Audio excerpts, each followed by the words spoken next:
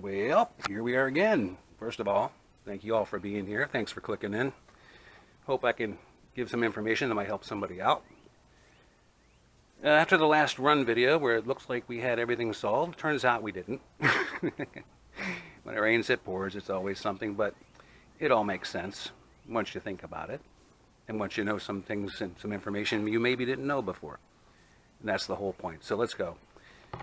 Had this running, went through a whole rigmarole, fuel filter, newly rebuilt carburetor, battery was bad, the distributor, the springs were getting weak.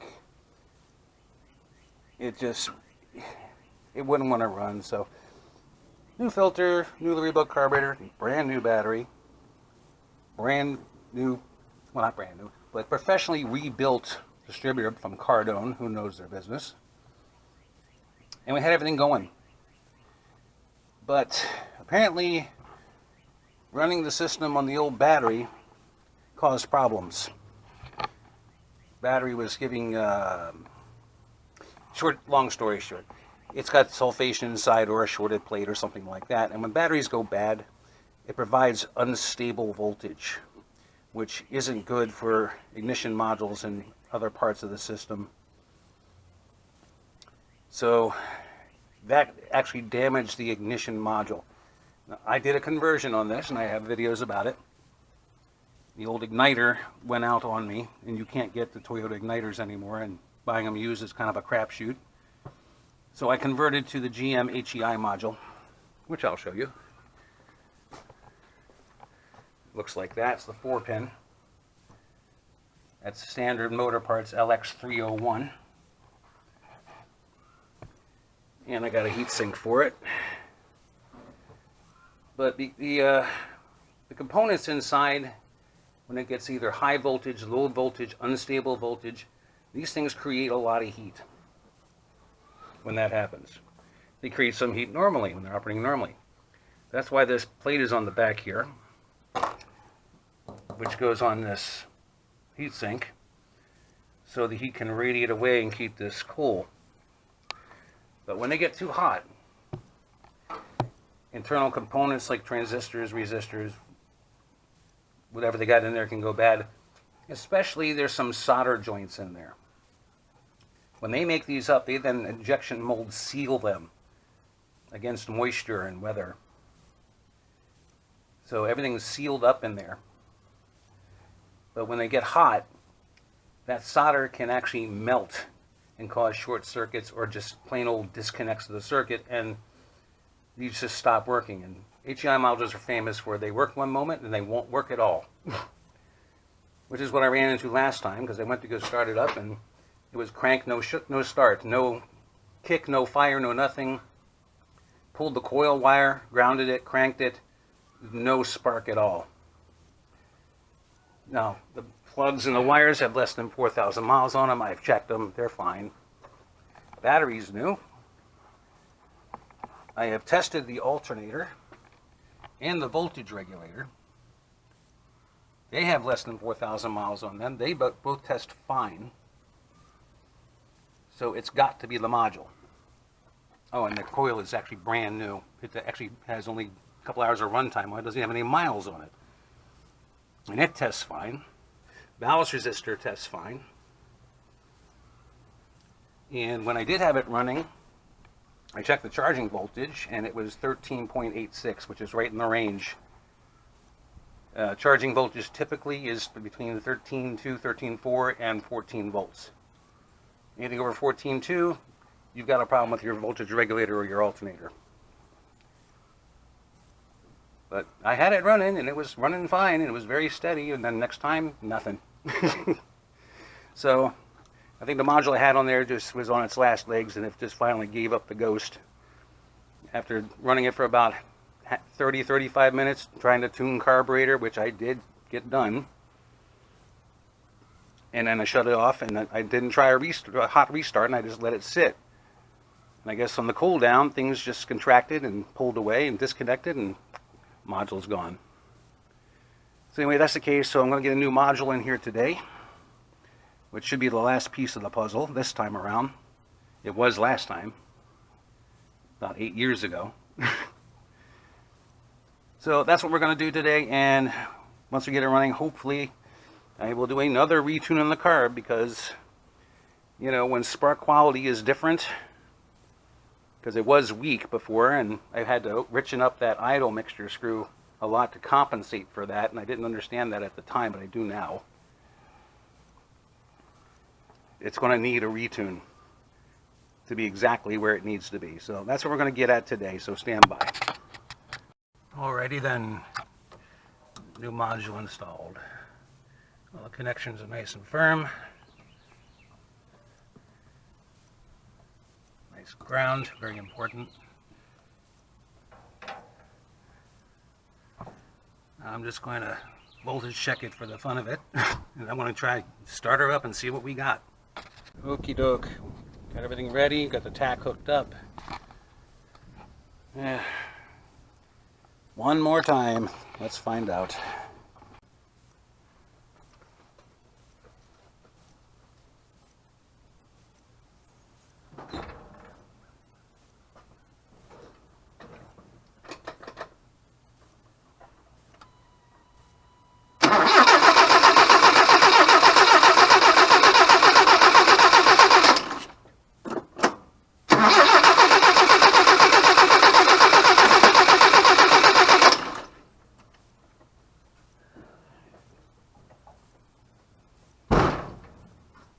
Spark. What the hell? Ah, boy. Well is what they say in the South when you have no idea what the hell's going on. Oh, you're gonna love this. Yeah, but you know, for the rest of you, like SpongeBob says, many hours later. Yeah, I tried and I tried and I tried, and it just wouldn't start. Just crank, crank, crank, no start, no catch, no nothing. Didn't seem to have any spark, even with the brand new coil and the brand new module. Where is it? Oh, coil wire. I unplugged it from here, from the distributor, put it near ground and checked, and there's no spark. And I'm like, oh my goodness.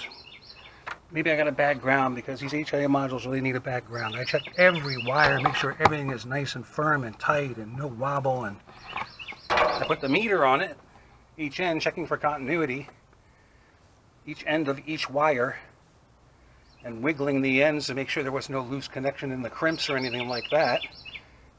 Everything tested great. Tested straight to body ground, which is somewhere back here. It is. That goes from the back of the head, cylinder head, to the body. Took that apart again and cleaned all that up. It tests great. There's no excess ohmage at all, no excess resistance. Everything's at 0 or 0.1 ohm. Check from there to the battery, check from the other ground to the battery. I took this one apart and cleaned that and checked from here to here, and there's another one right there on the motor mount, and there's another one that branches off of that actually goes to the frame. Check resistance from 1, 2, 3 points back to here, all 0 or 0.1 ohm. That's it. I redid all these grounds 8 years ago. They're still solid. Check power. It's getting power from on crank, because this is how it's designed, from the R terminal. That wire's in here. It comes off the R terminal on the starter. That terminal gets power whenever you're cranking. So that runs straight to here, to this wire, straight to the coil. That's the way it's supposed to be. I'm going to explain it because I can't help myself. This coil is supposed to run at 9 to 9.7 volts. But for cold starts, it gets full battery voltage, which is about 10 to 11, because the starter eats up some of it. And so does the fuel pump. It's supposed to help cold starts, and it does work. It works very well. Then once it starts and you let the key go and it goes back to run, that's when it feeds out of here So the ballast resistor drops that battery voltage down to 9.5 and feeds it to the coil. Each position, it's getting the proper voltage. I checked 3 times. Like I said, last time I had it running, it was running nice, battery was getting charged, I checked it, it's 3.86, good, which means the regulator and the alternator are fine. I checked all 3 connections here, which are all tight and clean, no problem. No burned wires, no chewed wires. And no, this is not one that's been sitting. This is my quote-unquote daily driver. Gets driven, you know, at least twice a week, so mice don't have a chance to get at it, really. So, I go through all that. Even pop the distributor apart again, check the air gap. It's exactly a 0.012, just where I put it. There's a good ground to the distributor, check that. And you know what? You probably heard this before, and if you haven't, this will be the first time you're hearing it, and I'm honored to tell you. 8 to 9 times out of 10, it's something simple. You know what it turns out to be? This coil wire. Oh boy. Jesus. I gotta laugh or I'm gonna tear my hair out. Ugh. Coil wires and spark plug wires are supposed to have some built-in resistance. It's a radio suppression thing. And also not to cause interference with other electronics on the car or anything else going on. And not to annoy your neighbor at the stoplight with whiny sound. Some of you are old enough to remember the old points vehicles where the condenser was going bad. You've heard that sound coming through an AM radio before. You don't hear it on FM, but yeah, you would hear it. But anyway, these are supposed to have 5,000 to 15,000 ohms resistance. Now I pulled number 1 wire and checked it, and it's got about 6,500. I pulled number 4. Oddly, it's reading 1,500. Very strange. I didn't check 2 or 3. Didn't want to go any further. I pulled plug number 4. And it's on the verge of being fuel fouled, rich fouled, black. And I cleaned it up a little bit, and the top electrode, I guess, the bent part, for want of a better term, actually has some pitting and corrosion on it. And these plugs have less than 4,000 miles on them, which means this thing must have been running lean for quite some time. Amazing I didn't have bigger problems mechanically. I pulled number 1. See, that's not in there. And here's number 1. I'll take it out here for you. Let's get some sun. That's what she looks like. I haven't touched this. I haven't cleaned it or anything. It's exactly the way it came out. And it looks like it's got a little bit of burn corrosion on top. But it's black. It's probably from the few times before when I got it running trying to fix all this. And had to richen up that carb. Because the spark was weak, and that richer mixture made up for it and masked the weak spark condition. Which means that cable was going out then. And last time I tried it, shut it off, that was the end of it. Cable gave up. So that module I took off of there may still be good. That means I got a free spare. That's cool.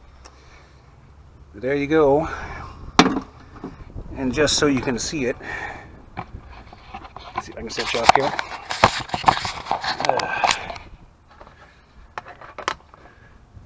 Hard to tell through this holder if you can see anything okay. Yes, I know it's a cheapy Harbor Freight, but it gets me by.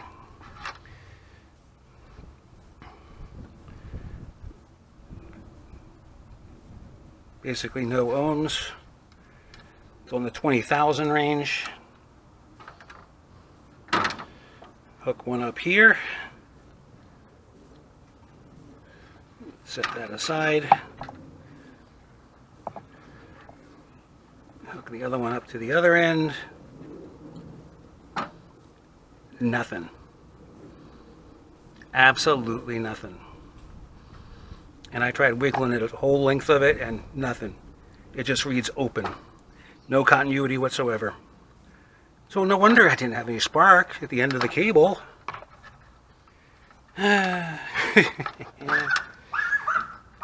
So that's what that is.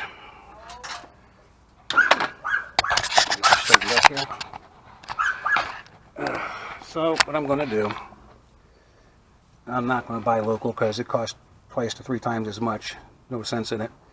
I have to go back to Rock Auto. I'm going to order a whole new set of wires. I'm going to order new plugs and put those in, and hopefully then everything will be back to normal and she'll fire up. And then I can tune that newly rebuilt carburetor. Which is working because I can smell the gas when I'm cranking it. But in any case, that's where we're at. I'm going to put this back together so we can keep all the bugs out of it in the meantime. Oh my goodness me. My sandpaper. I was using to clean grounds. But there we go. I have no idea if that other module's bad or not. I didn't put it in all that long ago. I don't know if that battery actually caused a problem or not. But we'll see. But I just wanted to show you that, again, it's something simple. And again, it's something that's usually so reliable you would never suspect it, so of course you're not going to look at it or test it. That just figures, it's the way it goes. So there you go. Just want to give you the update on that. When I get the parts back in, I'll be back to show you whether or not it works. Fingers crossed it works.